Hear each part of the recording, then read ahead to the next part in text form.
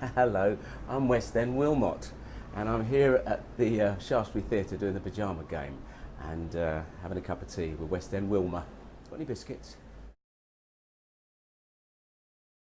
Well, the Pajama Game was written in 1954, which was a brilliant year. Lots of things were born in 1954, including myself. And I play a character called Vernon Hines, who is he's like a foreman, really. They call him a time study man, but really he's a foreman of all the girls that work in a pajama making factory. Who'd have guessed it? It's a show about love, a show about lust and desire. It's a great deal of fun, and basically the story is this: a new superintendent turns up to take care of the whole factory, and then falls in love with his nemesis, Joanna Riding, who is the head. She's the top person in the union. They fall in love, then they fall out of love again because he has to sack her, and then they fall back in love again, and that's really it. And all that dressed in pajamas. Fantastic. Musically, I think that you can't get away from the fact that it is of a particular period. I don't think it's dated. It's just, well, I suppose it is. Just saying that it's from that period. But the way Richard Eyre and Stephen Mear, Richard Eyre has directed it, and Stephen Mear has choreographed it, and Gareth Valentine has done the arrangements. He's a musical supervisor on it. The way they've put it together, it really does feel fresh and modern, and it could have been written. It could have been a parody on what happened back then in the 1950s. It's based on a book called 7.5 Cents, and it's all about the labourers, the workers of a pajama factory struggling to get their 7.5 cent raise. Well, now it's time for one of Wilma's big five. Yeah, Wilma's got 5 big ones there, envelopes, all gold, and well, I've got to pick one, haven't I? Let's go for number 2, because all the others are my lucky numbers. So number 2, and I now read out the question. I've always wanted to do this. And the award for the greatest performance ever in a West End musical goes to... Oh, it's me. It's me. No, it's a question. It says, what are your theatre etiquette do's and don'ts? What annoys you as a performer or when you are in the audience?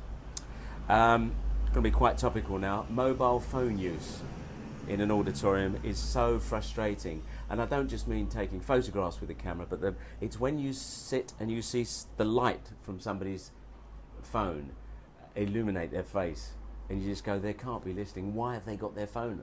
Why would you want to sit in an auditorium having paid a lot of money for a ticket and then just sit and text? So yeah. But etiquette do's and don'ts. The one thing I always do before I go on stage is I always check my eyebrows. Always. It's a habit. I've no idea where it comes from or why. And also I check my flies, and I do know where that one comes from. That was not a pleasant time in my life. Here we go. There's another one here. Have you ever had any interesting hobbies like stamp collecting? No. And we'll go on to the next one. This business is my hobby, I suppose is the best way to explain it. It's my hobby, my life, and my living. So it's a good phrase. It might be the title of my biography, autobiography, because I can write, you know. Can. Question number 3. Have you had any memorable on-stage disasters? Yes, but I'm not sure that they are clean enough for broadcast. We're back to that thing about the flies again, making sure your flies are done up before you go on. But I tell you what, the audience were cock-a-hoop that night. Here's another one. Let's go with this one, number 4. If you could be the opposite sex for the day, what theatre role would you play? Oh, that's a good question. I would play... I think I would play... Who's the bird from The Sound of Music? Maria in The Sound of Music. I think I would play her. But just a day, I'd have to learn all that. And walk in high heels. And wear a skirt. And check my seams are straight. And do my hair and my makeup all in one day. No, that's ridiculous. No, I want to remain a man. And here's number 5, the 5th and final question. If you were going to name a pet after a musical theatre character, what would you choose? Well, I think the character would be Bill, from my first ever musical, Me and My Girl. I played a character called Bill Snibson. And I think Bill would be a good name for a budgie, wouldn't it? Yeah. I couldn't imagine a dog called Bill. I'd have a cat, I'd call it Mr. Mistopheles. Although it might be interesting to have a goldfish called Mr. Mistopheles. Eh?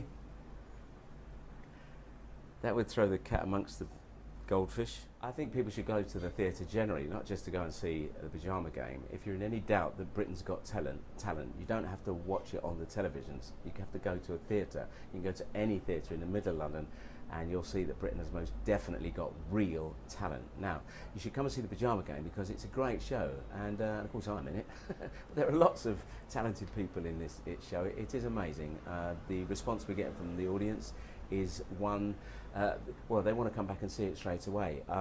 I've been telling them they should open up the box office as the audience are leaving the auditorium at the end of the show, because the buzz that is in the foyer as they're going out is just extraordinary. It's full of terrific songs, and it's done. You will not see this show done any better than at the Shaftesbury Theatre.